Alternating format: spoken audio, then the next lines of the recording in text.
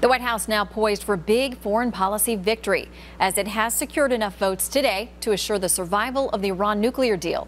But two Democratic heavyweights aren't among them. Charles Schumer of New York and Bob Menendez of New Jersey announcing earlier they would oppose the deal. Joining us now to talk about that and more, Chris Plante, syndicated radio talk show host of The Chris Plante Show, and Leslie Marshall, Fox News contributor and syndicated radio talk show host of The Leslie Marshall Show. Good to see you both.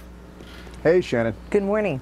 All right, Chris, for those who were trying to put the kibosh on this deal today, this vote by Barbara Mikulski, the senator of Maryland, essentially means they have nowhere left to go.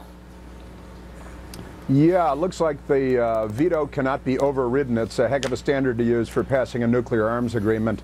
It's the first time in history, Shannon, that a nuclear arms agreement has made the world more dangerous.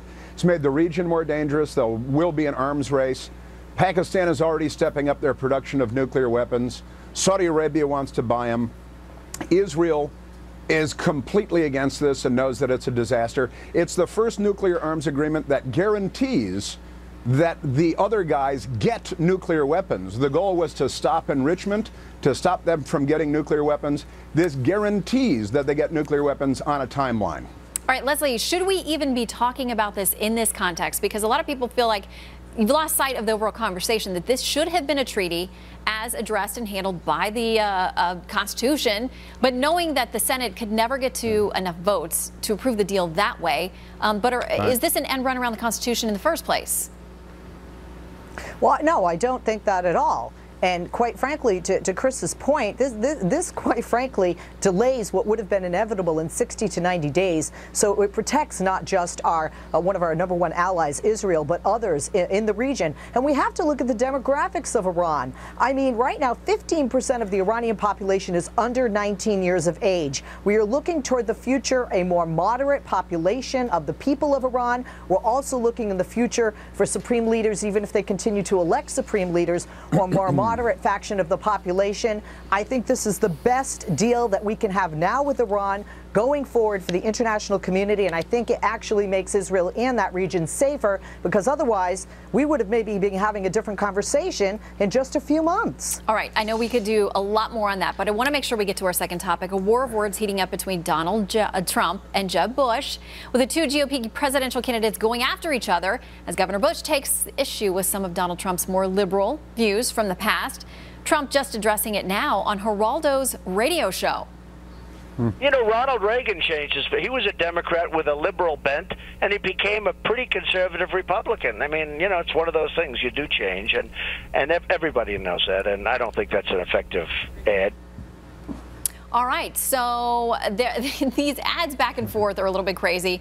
There is a quiz now that Jeb Bush has put together, a website quiz, basically asking, would you rather support a candidate who strives to shake every hand everywhere, or is a germaphobe when it comes to shaking hands? Trump, it's a long, you know, he's admitted long ago that he's not comfortable with that. I mean, he doesn't like that kind of thing, but he seems to have overcome it very well, Leslie, though. I mean, he's out there gripping and grinning with thousands of people. You know what, is the next poll going to be the one who kisses the most babies wins? This is pretty pathetic. I think this is beneath Jeb Bush, quite frankly, and I think it's beneath the followers in the Republican Party of mainstream candidates. I think, if anything, Trump's followers probably like the ad more so than Bush followers. As a bit of a germaphobe myself, I don't. This is going to bounce right off of Donald Trump. He's going to use it probably for gain and go up in the polls. I think it'll backfire on Jeb Bush, and I think he's better than this. I think he could come up with a more effective ad outside, drawing outside the lines, because you have to, I think, to work with and to fight Trump. All right, and Chris, quickly, what about the fact that Jeb is using ads that specifically put Donald's previous, positions out there in his own words? Well, it's always effective, I think, to use a person's own words against them, but Trump's retort is a perfectly legitimate retort that Ronald Reagan and lots of other people. I was a Democrat once myself. Look at me now. I grew up.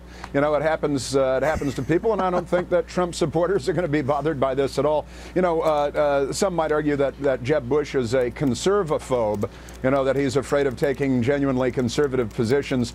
So politics. This is why nobody wants to be president, right? Or 17 people on one side and about 6 on the other. All right, Chris and Leslie, thank you both so much. Great to see you.